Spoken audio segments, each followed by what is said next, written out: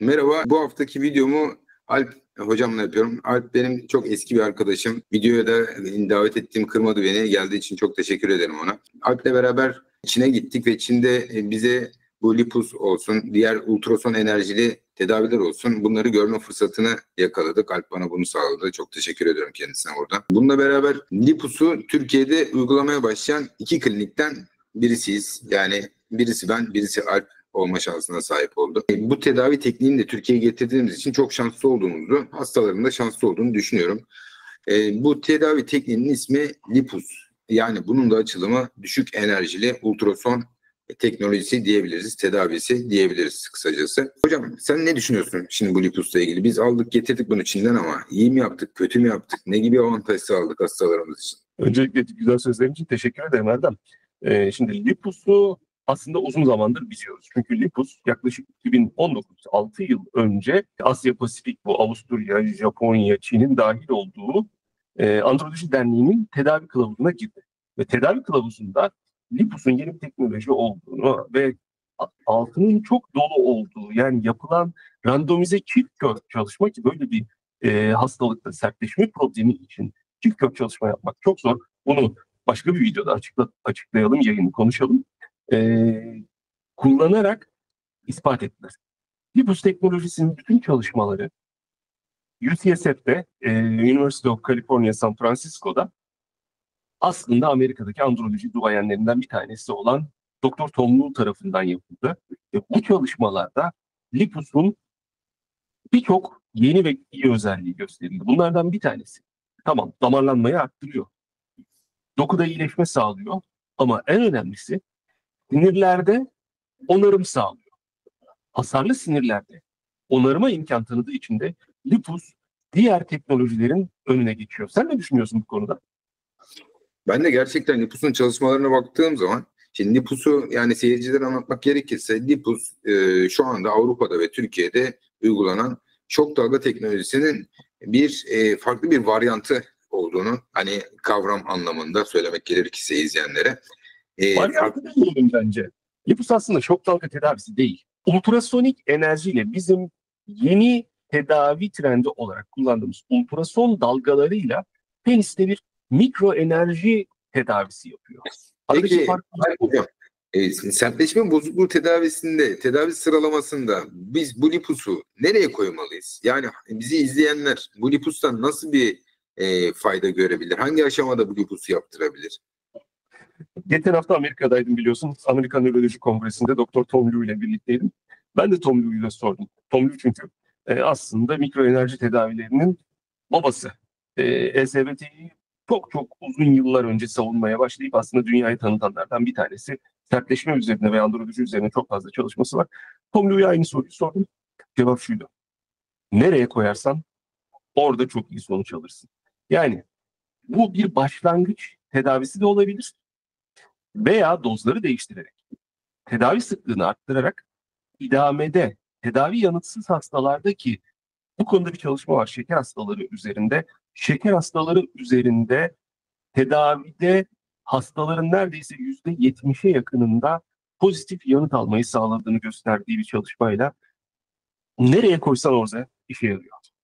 Yani o zaman şu anda baktığımız zaman Çin'de geliştirilen 15 yıl içerisinde son 7 yıldan beri aktif kliniklerde kullanılmaya başlanan ve Amerika'daki ileri gelen ürologların da desteklediği bir tedavi şekli diyebiliriz o zaman. Ya kesinlikle bunları konuştuk zaten. Nasıl kullanırız, ne yaparız? Bunların hepsini zaten biliyoruz. Aslında bu deneyim bizde yıllar içerisinde oluştu, var. Biz nereye koyarız? Hastanın isteğine, hastanın sertleşme sıkıntısının ciddiyetine ve tedaviden alacağı ve tedavi yanıtına dair beklentilerine dayanarak başlangıçta, ortada veya sonda her yerde kullanabiliriz.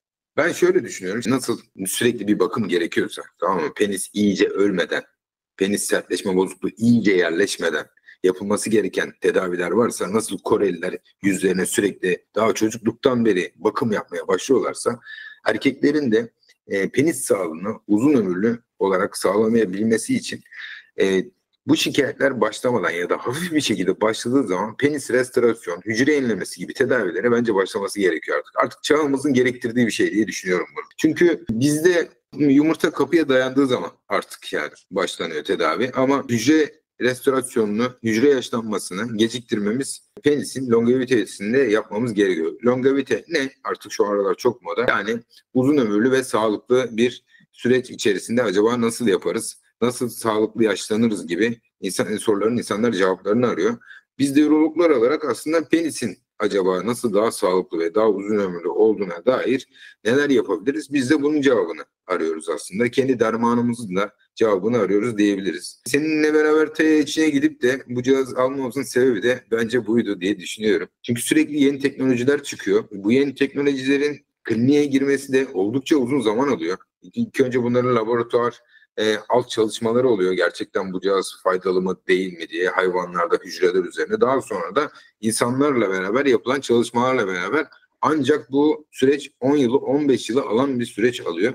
Şu anda bence Lipus'u getirmekle Türkiye'ye çok iyi yaptığımızı düşünüyorum. Lipus'u diğer tedavilerle beraber ben kullanabileceğimizi düşünüyorum. PRP, kök hücre tedavisi ya da testosteron tedavisi gibi ya da işte PD5 inhibitörü gibi ilaçlarla beraber kullanabileceğimizi, o sertleşme sorunuyla uğraşmak için de elimizde çok güzel bir, önemli bir silah olduğunu da düşünüyorum. Eski teknolojiler tabii onlar da güzeldi ama artık yeni teknolojiler geldiği için artık rafa kalkacak gibi gözüküyor diye düşünüyorum. Şu anda Çin'de gittiğimizde sen de görmüştün.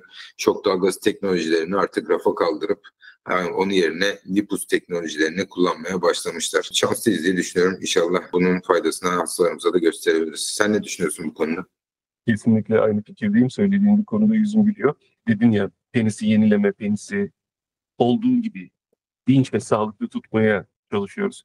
Biz erkekler olarak sürekli cebimizdekini bir yerlere, borsaya, bankaya veya bir takım işte yatırım araçlarına yatırarak elimizdekini korumaya çalışıyoruz. Senin yaptığın şey ise kendine yatırım tavsiyesiydi. Biraz bankalarla, borsalarla değil de kendine yatırım yaparak elindekini korumaya çalış. O çok hoşuma gitti. Ona gülüyoruz. Aynen. Ona gülüyoruz. Yani tabii ki içindeki gördüklerimiz ve aslında onların aldığımız deneyimi, yaklaşık 7 yıllık bir deneyim, 7-8 yıllık bir deneyim aldık. O aldığımız deneyim, bilgiyi buraya aktarma şansına sahip olacağız. Açıkçası önümüzdeki günler bizim için gerçekten çok eğlenceli geçecek. Çünkü elimizde çok severek kullandığımız çok güzel bir cihazla birlikteyiz. Bence bunun için uzun bir video çekelim. Ayrı ayrı çalışmaları konuşalım. Daha ayrıntılı bir konuşmayla hangi hastaya hangi tedaviyi yaparız, nasıl ilerleriz? Bunu tartışmalara sen de ekledin. Ben onlardan çok bahsetmedim ama işte PRP, kök hücre, egzozom gibi, hatta botoks gibi diğer tedavilerden de bahsederek bu sertleşme konusunu daha ciddi bir şekilde ele alalım. Çok teşekkür ediyorum katıldığın için videoma. Bir sonraki videoda görüşmek üzere. Ben de teşekkür ederim. Görüşmek üzere.